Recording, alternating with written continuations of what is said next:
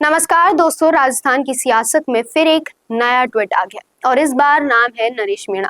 जी हाँ, वही नरेश मीणा जो थप्पड़ कांड के बाद सुर्खियों में आ गए थे और जेल की हवा भी खा चुके हैं।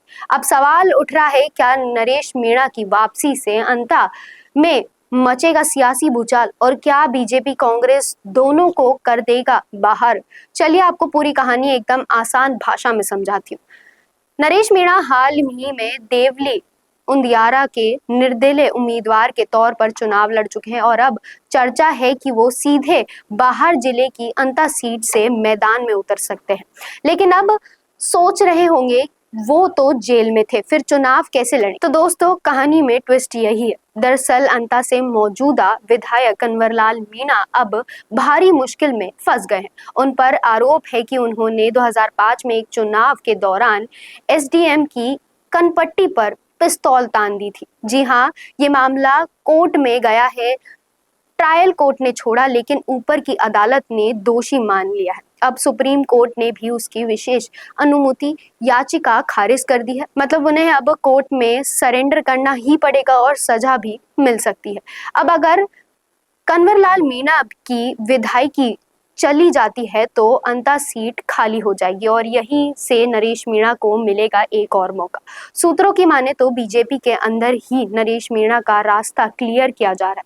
मतलब मैदान एकदम तैयार है। अब बात करते हैं उन कांड की जिनसे नरेश मीणा को चर्चा में लाया गया।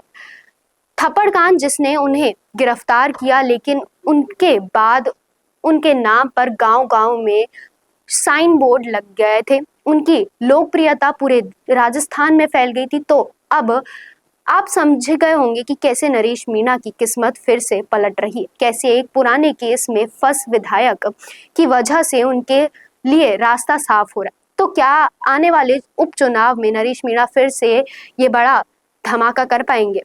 आपको क्या लगता है?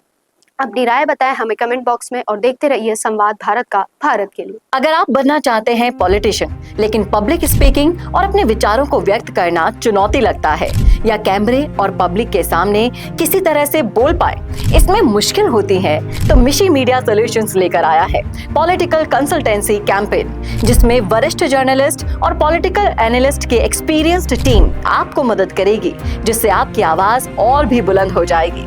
इसमें हम आपके गोल को पूरी तरह से टारगेट करेंगे कि किस तरह से आपको पार्टी पहचाने, आपको उस क्षेत्र के लिए चुने, कैसे सर्वेज में आपका नाम आए, कैसे लोगों के बीच में आपका माहौल बने। ना सिर्फ कंसल्टेंसी हम आपको देंगे, बल्कि आपको सारे रास्ते दिखाएंगे और बताएंगे भी, जिससे आप भारत की राजनीति में अच्छे पॉलिटिशियन बनके समाज का सुधार कर सके। तो अभी कॉन्टैक्ट कीजिए स्क्रीन पर दिए गए नंबर पर।